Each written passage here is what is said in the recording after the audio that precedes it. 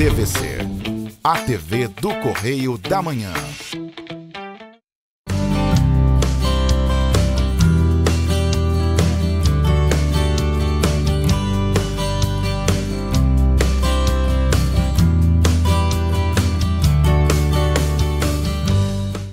Olá pessoal, tudo bem com vocês?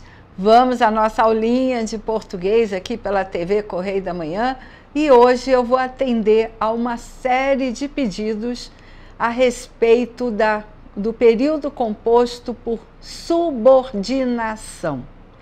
Muita gente ainda tem dificuldade de entender essa relação subordinada de uma oração com a outra. E por isso eu vou fazer uma espécie de revisão acerca do período composto por subordinação. Mas vamos aos nossos recadinhos. A TV Correio da Manhã tem transmissão para Petrópolis, Teresópolis, Nova Friburgo, Três Rios e Paraíba do Sul.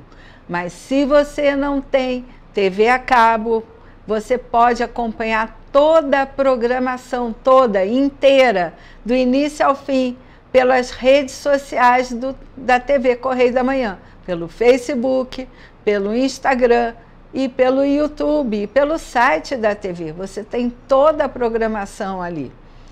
E se você quiser fazer como esse pessoal que pediu socorro, me explica de novo o período composto por subordinação, você pode entrar em contato comigo pelo meu WhatsApp, DDD 24 99295 0031.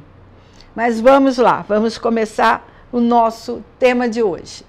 Primeiro eu começo pela definição. O que é um período composto?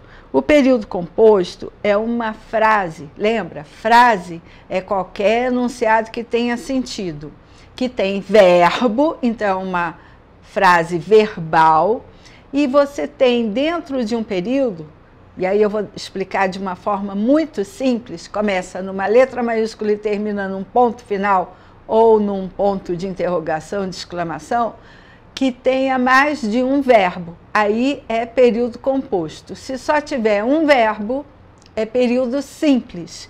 E quando nós temos mais de um verbo dentro desse período, ou seja, uma frase com mais de um verbo, você tem um período composto.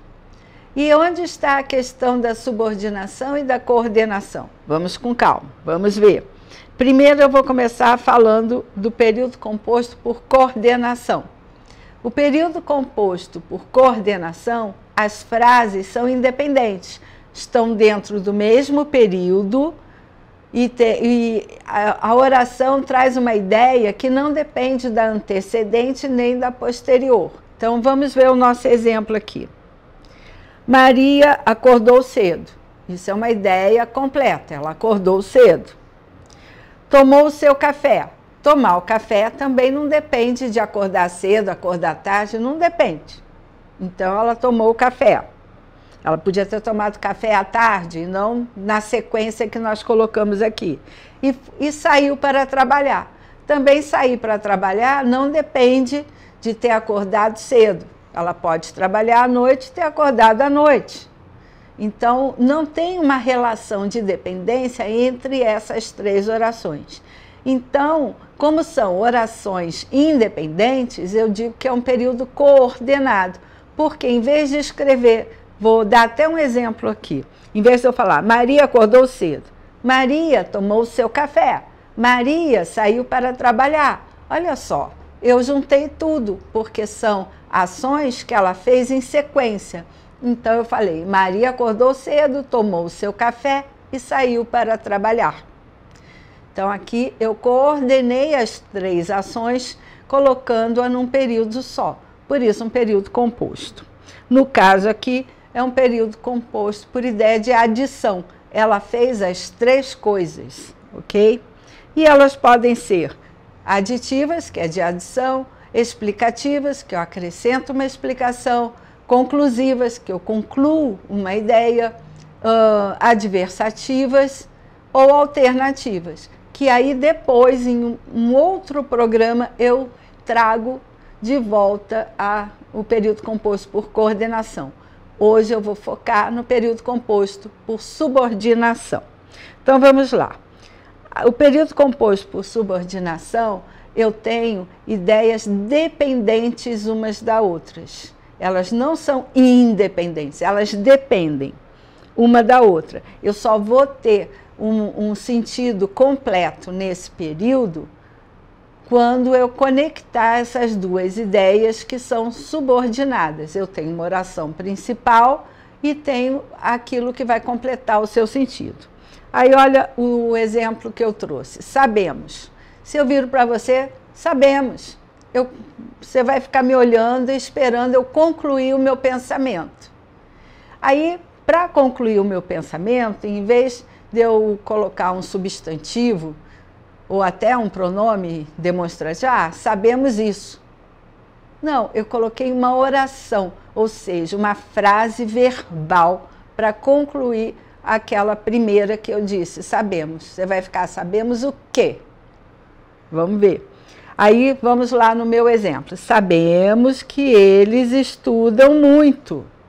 Isso é o que nós sabemos. Aqui eu tenho uma oração subordinada, objetiva direta, que serve como o objeto direto do verbo saber. Sabemos. Sabemos o quê? Que eles estudam muito. Então, aí é uma oração subordinada substantiva, porque a função dela é de objeto direto do verbo saber. Ok? Então, vamos ver isso com calma, que são os tipos de oração subordinada. Nós temos 3 tipos. As substantivas. A substantiva tem a função de ocupar o lugar de um substantivo, como eu dei o exemplo, podia ser sabemos isto. O isto está na função de um objeto. Então, é a função de um substantivo. Temos as adjetivas, que estão na função de aposto ou de um adjetivo, e temos as adverbiais, que estão na função de um advérbio. Pode ser de tempo, pode ser de lugar, nem tanto, mas pode ser de causa, de consequência, mas é um advérbio, ok? Então, vamos começar pela oração subordinada substantiva, que são aquelas que ocupam a função de um substantivo ou de um adjetivo. Vamos começar pela subjetiva. Geralmente, quem é o sujeito da frase? A subjetiva está na função de sujeito. Eu só tenho predicado. O sujeito é aquele que o professor fala, é um sujeito oracional. Sujeito oracional porque é uma oração inteira. Não é simplesmente uma palavra Pedro ou um objeto livro. Não é o nome de um animal, não é o nome de um lugar, não é. É uma oração inteira na função de sujeito.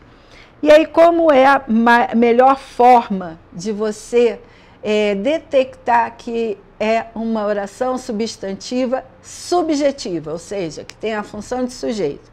É observar a estrutura da oração.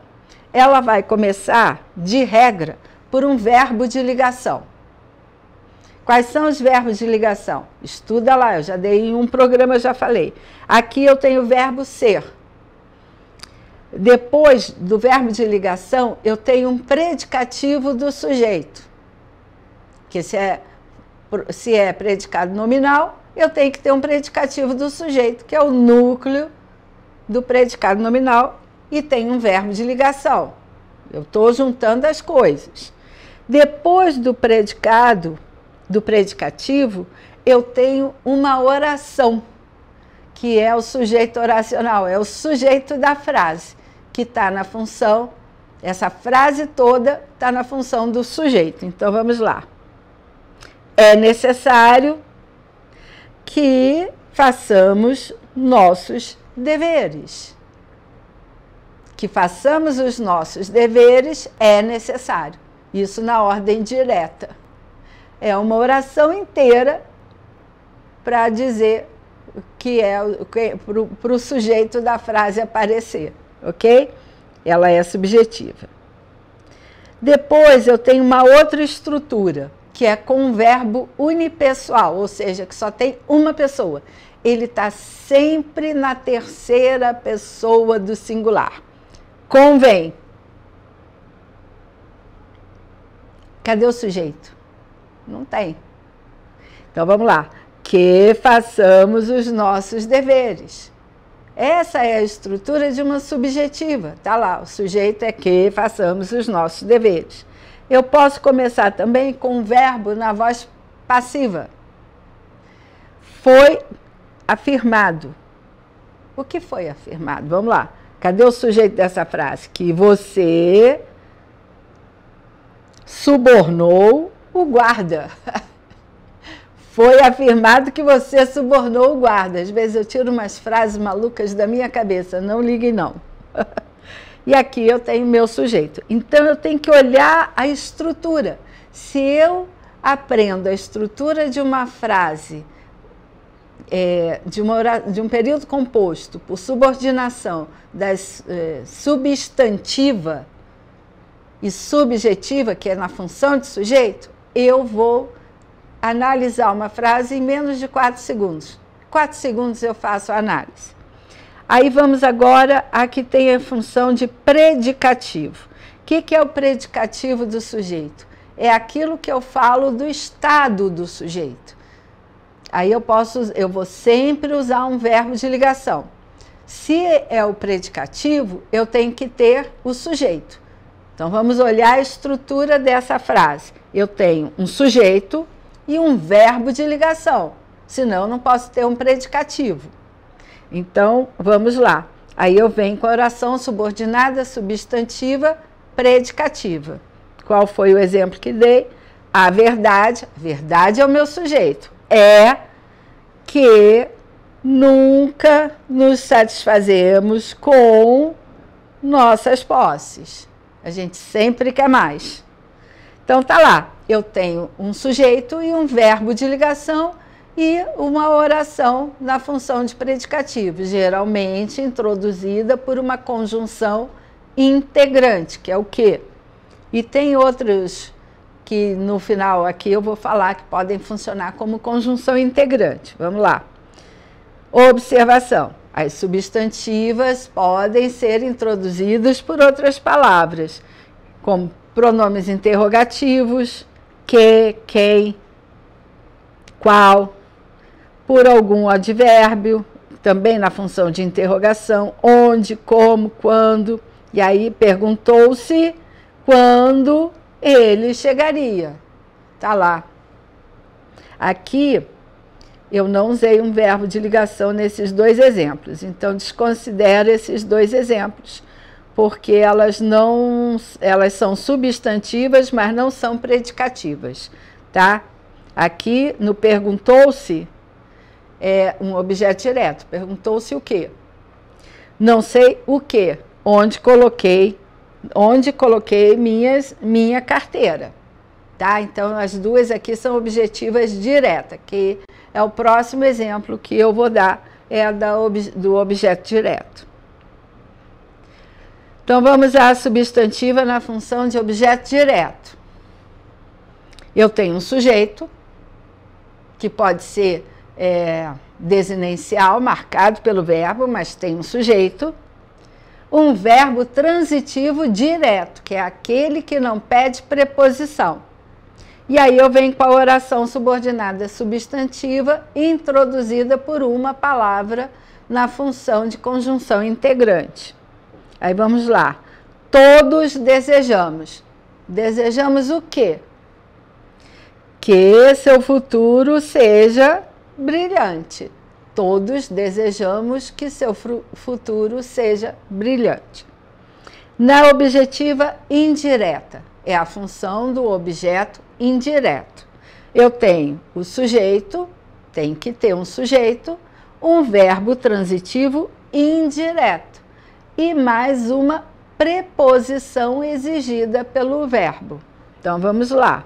E aí, depois vem a oração subordinada, substantiva, objetiva direta. Aí tá lá. Lembro-me de... Olha só a preposição aqui. Lembro-me de que tu me amavas. Agora não ama mais. Tem que brincar também. Quando o verbo lembrar, quando eu uso com o pronome pronominal, lembro-me de, eu vou lembrar-me de, lembre-se de, lembra-te de. Se eu não usar o pronome, é só, ele lembra as chaves. Não, ele lembra a mãe. Aí ficou melhor a frase. Ele não me lembra ninguém. Então não usei o pronome. Ele lembra a mãe. Então não precisa da preposição. Isso é regência verbal, hein? Vamos agora ao complemento nominal. A oração subordinada, substantiva, completiva nominal. Ela vai completar o sentido de um nome. Então, o que eu tenho que ter? Um sujeito. Por que eu boto sempre o sujeito entre parênteses? Porque esse sujeito pode ser desinencial, ok? Marcado pela desinência do verbo. Um verbo, que no caso pode ser transitivo direto ou indireto. Eu tenho que ter um objeto. Geralmente é um objeto direto. A preposição vai introduzir o complemento. Essa preposição aqui vai introduzir o complemento. Não é preposição que liga o objeto ao verbo. Aqui ela está introduzindo o complemento. Aí vamos ver a frase. Tenho necessidade de que me elogiem. Olha só, quanta gente tem necessidade de ganhar um elogio? Tenho necessidade de que me elogiem. Então, se eu falo apenas tenho necessidade, você fica no vácuo, você não vai entender de que eu tenho necessidade. Então, de que me elogiem complementa o sentido do objeto necessidade, do substantivo necessidade. Aposto. O aposto, na questão subordinada, em geral, então não é obrigatório, mas em geral, na maioria das vezes, ele vem antecedido de 2 pontos. Eu tenho a oração principal, com sujeito, com verbo, que pode ser transitivo e intransitivo, pode ser até de ligação, mas o seu complemento, se for de ligação, é um predicativo, se for um verbo transitivo, pode ser objeto direto ou indireto. 2 pontos. A oração subordinada, a positiva. Então, vamos lá. Todos querem o mesmo destino. Olha só. Todos querem o mesmo destino. Todos querem o quê? O mesmo destino. Tem o sujeito, um verbo transitivo direto, o objeto direto, e agora eu vou dizer qual é o destino, que é o meu aposto. Que atinjamos a felicidade. É tudo que todo mundo quer, a felicidade. Agora eu vou dar o exemplo dos verbos unipessoais, que são aqueles que são flexionados única e exclusivamente na terceira pessoa do singular. Vamos lá. Usado na terceira pessoa do singular. Verbo convir, convém. Constar, consta. Parecer, parece. Importar, importa. Interessar, interessa. Suceder, sucede. Acontecer, acontece. Aí você vai, acontece que, sucede que, importa que, parece que, e assim vai. Convém que, urgir, urge que. Geralmente essas orações aqui são subordinadas substantivas subjetivas. Que façamos novas escolhas. Está aqui o meu exemplo das orações subordinadas subjetivas. Agora, nós vamos ver um pouquinho das orações subordinadas adjetivas. Eu só tenho 2 tipos de oração subordinada adjetiva. única e exclusivamente dois tipos. Uma explicativa e outra restritiva. A explicativa, ela pode funcionar como um aposto, mas ela não deixa de ser adjetiva. E ela virá obrigatoriamente após pontuação, geralmente entre vírgulas, mas ela pode vir ao final da frase. Então, ela vem depois de uma vírgula e finaliza com um ponto final. Por isso, eu não digo obrigatoriamente entre vírgulas. Ela vem obrigatoriamente após pontuação. Ok? Então, vamos ver o exemplo que eu trouxe para vocês. Londrina, a quarta maior cidade da região sul, ou da região sul do país, está muito bem cuidada. Dados do IBGE. Eu consultei para ver qual é a classificação da cidade de Londrina para construir a frase. Esse, que é a quarta maior cidade da região sul do país, é um aposto, é uma explicação sobre Londrina. Ele vai sempre acrescentar uma informação a um termo que vem antes, antecedente. Tá? Vamos à oração subordinada adjetiva restritiva. Ela restringe aquele termo antecedente, não é qualquer um. Ela vai fechar, especificar, dar uma especificação àquele termo anterior. Então, vamos lá, limitando o termo. A garota com quem simpatizei, não é qualquer menina, é apenas aquela com quem simpatizei. Está à sua procura. Ok? Você vê que não tem vírgula, não tem pontuação. Essa é a restritiva. Os alunos cujas redações foram escolhidas receberão o prêmio. O prêmio não irá para todos os alunos, apenas para aqueles que tiveram suas redações escolhidas, selecionadas. Ok? E aí vamos ver a oração subordinada adverbial. Vamos ver um pouquinho das adverbiais, que dá tempo ainda. São 9 tipos. Eu não botei em ordem alfabética por uma questão de encaixar os exemplos e as definições dentro da tabelinha. Tá? Então, não está em ordem alfabética. Eu comecei pela causal, tem uma lista de conjunções que introduzem a ideia de causa. Só para lembrar, a oração principal precisa ser a consequência. E a subordinada será a causa. E aí nunca irá se confundir com uma coordenada, que não estabelece relação de causa e consequência. A causal adverbial estabelece obrigatoriamente uma relação de causa e consequência. Então vamos ao exemplo. Saímos rapidamente, visto que estava armando um tremendo temporal. A causa de eu ter saído rapidamente era o temporal. A consequência foi que nós abandonamos o local rapidamente, certo? E aí tem uma lista de conjunções causais para você. A comparativa estabelece uma comparação. Aí você volta lá no grau do adjetivo e vai recordar o grau comparativo, ok? João era mais esforçado que o irmão. Tá lá. João era mais do que o irmão. Volta lá a estudar grau comparativo do adjetivo. A concessiva, eu abri uma concessão. Vou dar o exemplo. Imagine que eu tenho um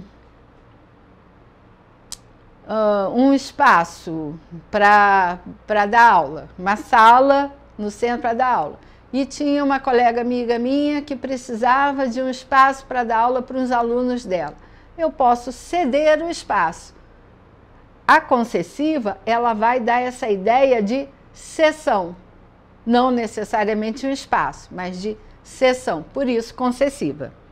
Aí tem as conjunções, aqui o exemplo, apesar de, embora e a listinha. Vamos ao exemplo.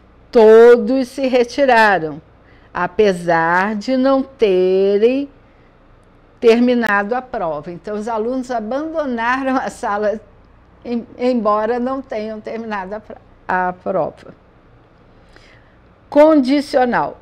A condicional, ela vai dizer a condição, eu preciso ter aquela condição para realizar outra coisa. Observem que sempre há uma relação de dependência com a oração principal.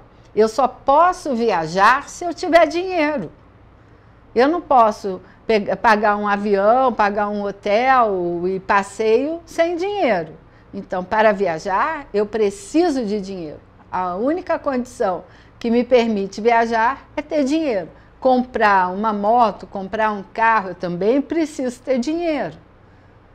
Então, é a condição para fazer alguma coisa. Exemplo, você terá um futuro brilhante desde que se esforce. Então, eu me esforçando, terei um futuro brilhante. Então, vamos à próxima. A conformativa. A conformativa, eu vou seguir uma regra. Aqui eu dei o exemplo da prefeitura estabelecer um padrão de gabarito para uma construção. Né? Tem cidades que você não pode construir um prédio com mais de 6 andares. O máximo são 6 andares. Outras, no máximo, 4. Então, isso é uma regra. Então, a conformativa você vai fazer segundo uma especificidade que alguém deu, uma regra, uma orientação, uma instrução, ok?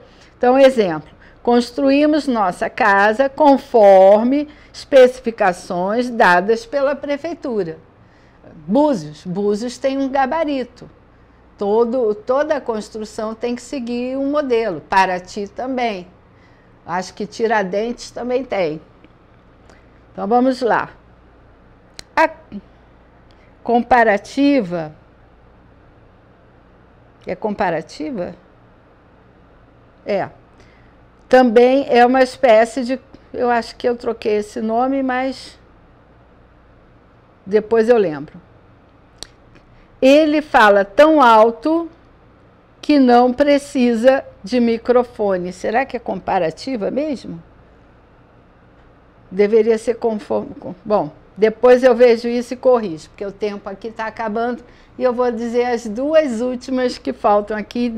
No próximo eu confirmo essa aqui. Afinal, é de acordo com a finalidade. Você tem um objetivo e você então vai construir uma relação de finalidade. Então, vamos ao exemplo. Ele não precisa de microfone para que todos o ouçam. E a proporcional, eu vou estabelecer uma relação de proporção. Vamos supor, à medida que chove, né, quanto mais chove, maior o nível do rio, as águas vão subindo, ok? Exemplo, à medida que o tempo passa, mais experientes ficamos. Bom, na próxima aula eu trago as coordenadas e confirmo o nome daquela outra que eu esqueci o nome direito, ok? Gente, muito obrigada pela audiência. Já sabem que eu dou aula particular. Qualquer coisa é só entrar em contato e oriento o TCC na parte da redação e formatação, ok? Deus abençoe vocês e até semana que vem.